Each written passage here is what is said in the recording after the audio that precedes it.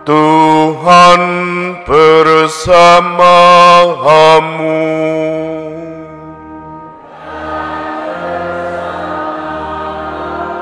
Inilah Injil suci menurut Matius.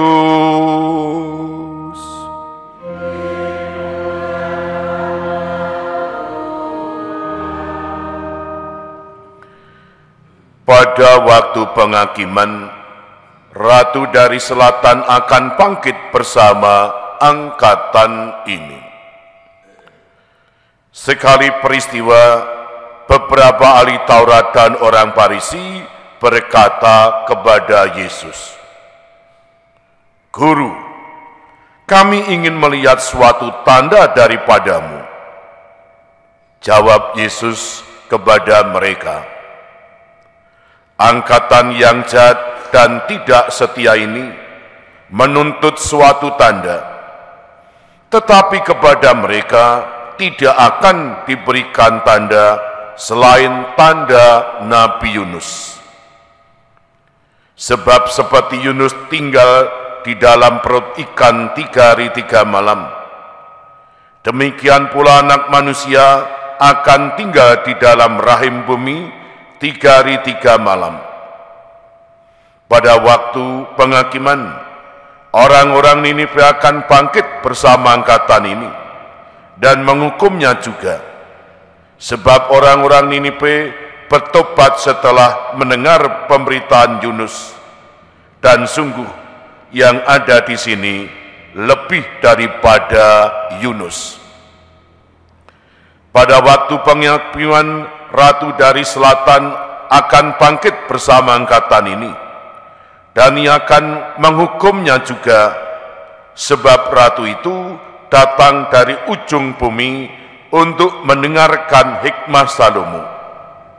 Dan sungguh yang ada di sini lebih daripada Salomo. Demikianlah sabda Tuhan.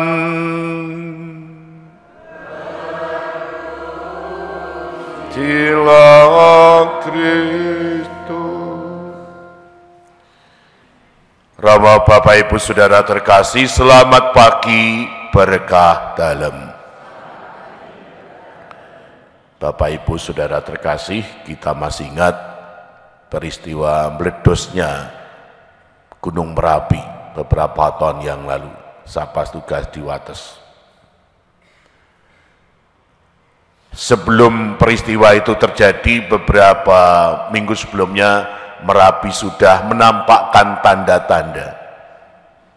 Dan pemerintah sudah memberi warning supaya penduduk sekitar Merapi agar segera mengungsi.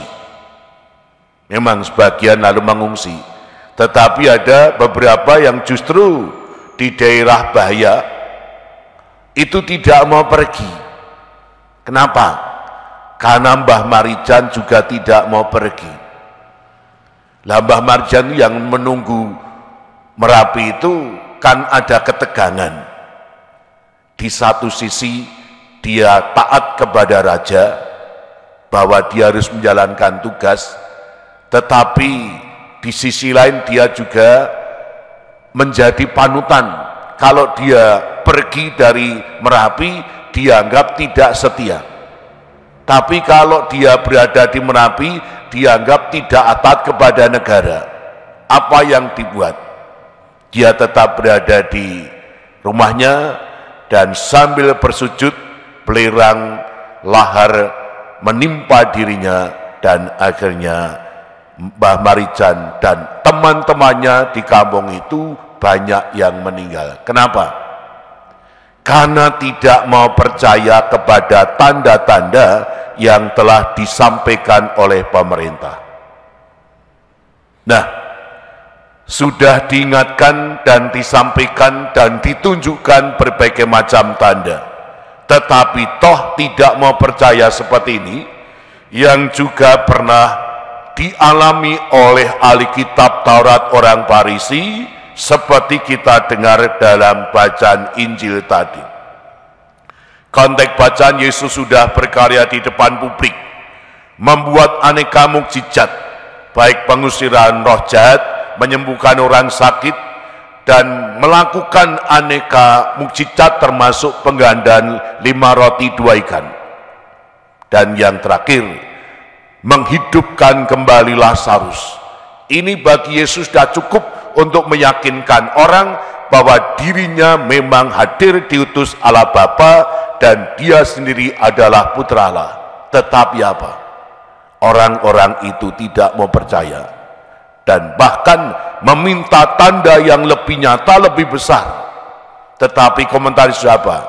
Saya tidak akan memberi tanda selain tanda Yunus. Yunus itu orang sederhana, hanya datang ke Niniwe, mengajak kamu, kalau kamu bertobat silakan, kalau tidak kamu ada dihukum. Dan dengan mengatakan Yunus, lalu Yesus menggambarkan bahwa tanda yang paling nyata nanti adalah tanda salib. Yesus yang nanti akan mati di salib, dan dia ternyata adalah putra Allah. Dia menjadi tanda nyata dan itu sudah cukup. Nah, kenapa ini semua disampaikan oleh Yesus kepada ahli kitab Taurat, orang Farisi, juga di depan para murid?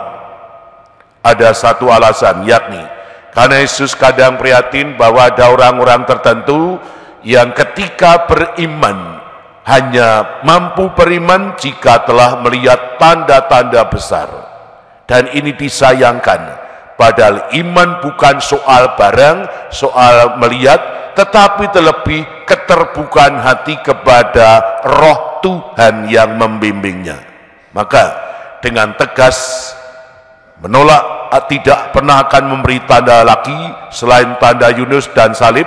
Ia berharap supaya para murid dan pengikutnya di kemudian hari hatinya terbuka menerima tanda-tanda sederhana, terlebih tanda salib Yesus. Salib Yesus adalah tanda yang nyata bahwa Allah hadir menyelamatkan banyak orang, dan di balik itu Yesus yang seakan hanya manusia biasa, ternyata dia adalah putra Allah.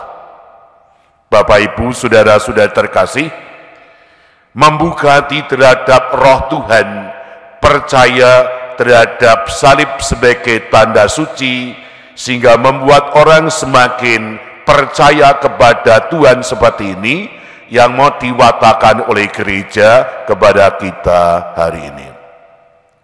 Nah, kita adalah orang-orang Katolik yang de facto sekarang sudah percaya pada Yesus.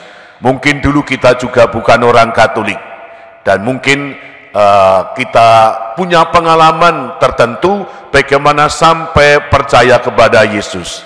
Nah, hari ini kita mau ditegakkan lagi bahwa salib adalah tanda suci, tanda keselamatan.